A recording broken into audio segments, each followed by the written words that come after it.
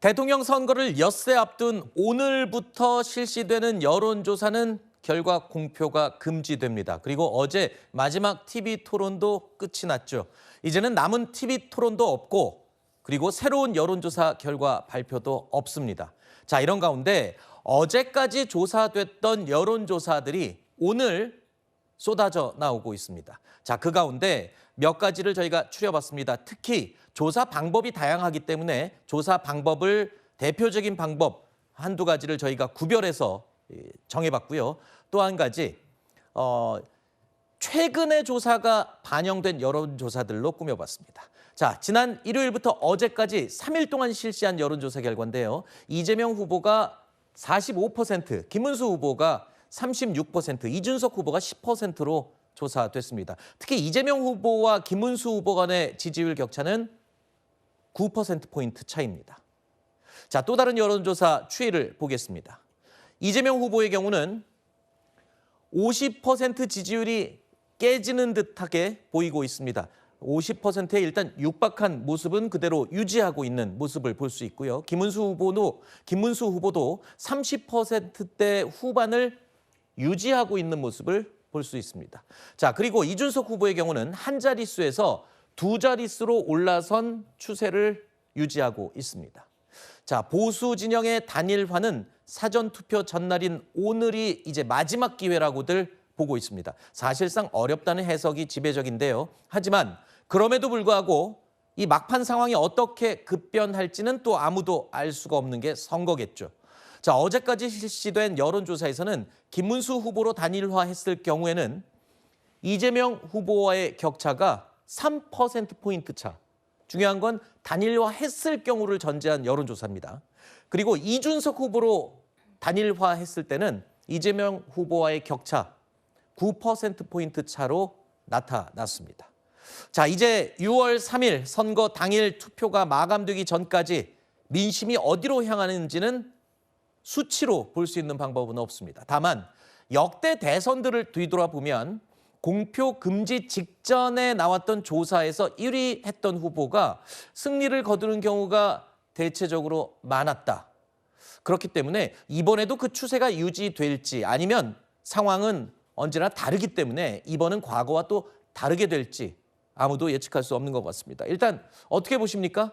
과거의 사례는 이 블랙아웃 기간 직전까지 조사가 유지가 됐었던 추세였는데 이번에는 어떤 변수가 있을까요?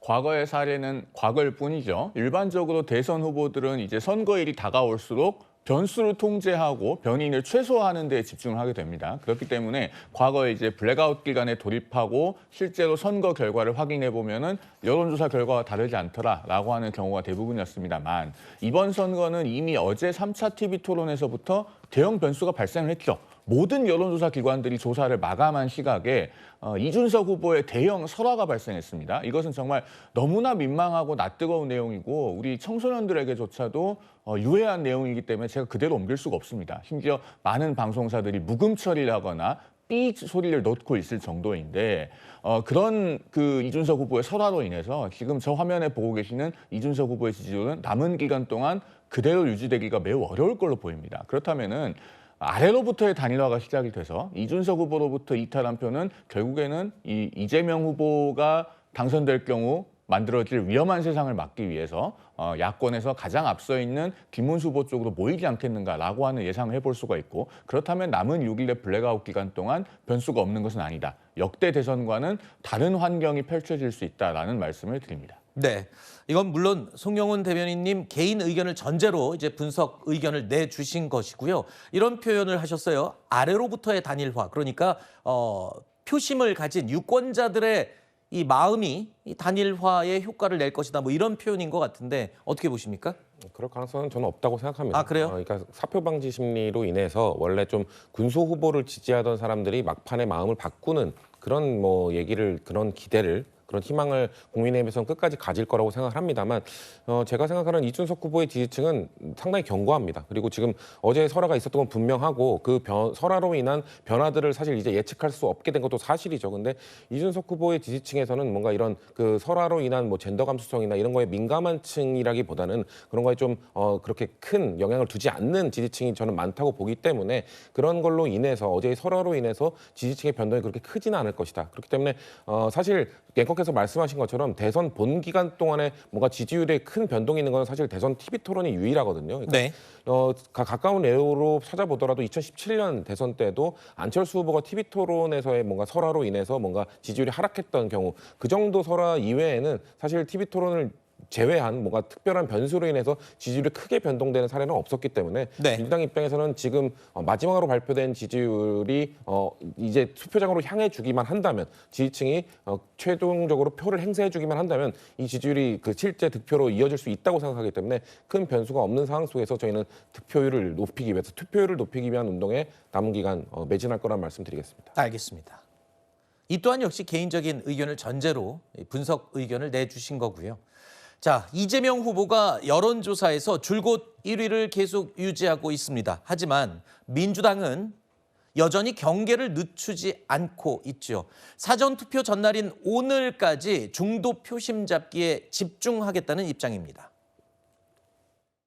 오늘 이재명 후보가 방문하게 될 서울 동부권은 서울의 과거와 현재, 미래가 응축된 특별한 지역입니다.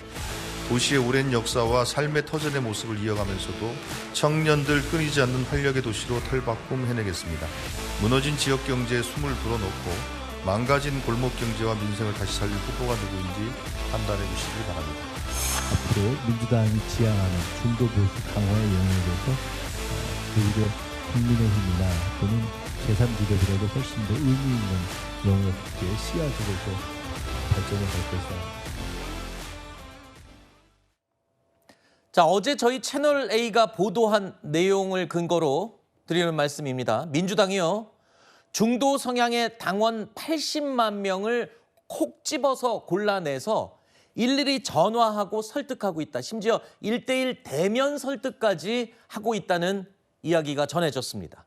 자, 그동안 중도 표심을 겨냥한 우클릭 행보를 계속 이재명 후보가 이어오기도 했었는데 과연 이들을 투표장까지 끌고 올 수 있는 효과적인 방법이 될 수 있을지 그 정성이 대단합니다. 일단 80만 명에게 일일이 전화를 돌리고 대면 설득까지 한다니까요. 일단 지금 대면 설득을 하는 대상분들이 중도층이라고 꼭 꼬집어서 말씀드리기는 좀 쉽지는 않고요. 지금까지 당 활동을 적극적으로 하지 않은 비적극적인 층이라고 표현하는 것이 맞을 것 같습니다. 상당수의 당원들 중에는 당 활동에 대해서 참여를 하고 본인의 뜻을 밝히는 분들도 계시지만 국민의힘과 마찬가지로 다른 정당과 마찬가지로 그렇지 않은 당원들도 충분히 많이 있죠.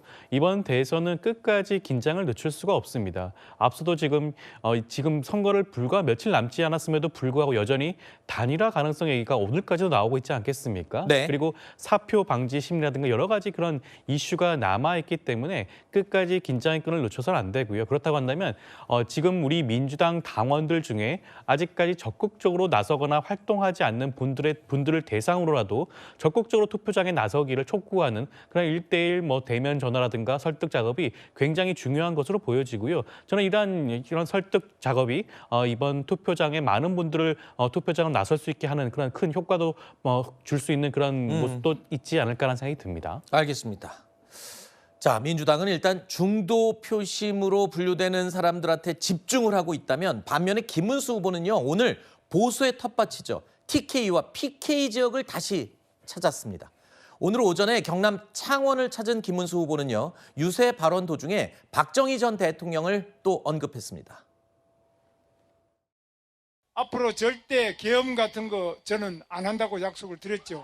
탄핵도 절대 없도록 하겠다. 하나, 둘, 셋, 김문수! 근데 이 창원을 만든 분이 누군지 아시죠? 박정희 대통령입니다. 저는 박정희 대통령이 남긴 최고의 작품이 바로 창원하고 좀 친합니다. 그런데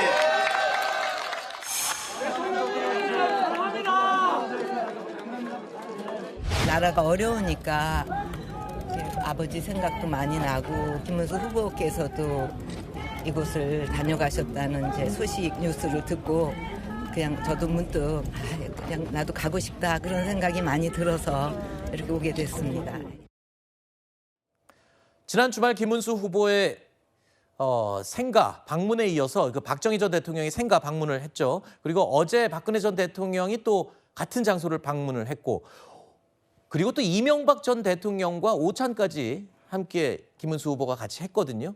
자, 두 전 대통령들이 김문수 후보에 대한 측면 지원에 나선 게 아니냐, 어제 우리가 잠깐 얘기를 하기도 했는데, 이재명 후보는 지금 중도 표심을 잡는 데 주력을 하는 반면에 김문수 후보는 보수, 결집을 막판까지 지금 꾀하는 건가요?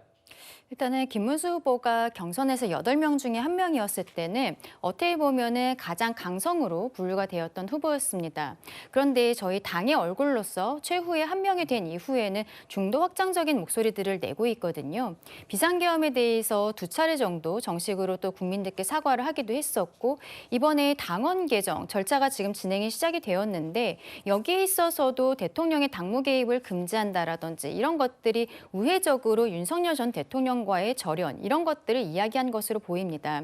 그렇다면 여기에 대해서 저희들 입장에서는 전통적인 보수 지지층도 역시 집결을 해야 되는 부분들이 있고, 특히 민주당이 이번에는 TK 지역에서 30% 이상을 득표하겠다라고 공식적으로 목표치를 제시하기도 한 상황에서, 그렇다면 후보 스스로는 중도 확장적인 모습들을 보여줄 때 어떻게 보면 전직 대통령들께서 저희들의 전통적인 보수 지지층들을 다시 집결해 주시는 역할을 하고 있는 것이 아닌가라고 생각을 하고요. 네. 결국에는 본인 스스로도 후보가 경기도지사 출신이었고 중도 확장적인 모습들을 보이면서 막판에 새 결집을 해야 되기 때문에 지금 오늘은 TK, PK 지역을 가했지만 결과적으로 마지막에는 경기도 수도권 지역에서 유세를 이어가게 되지 않을까 생각합니다. 알겠습니다.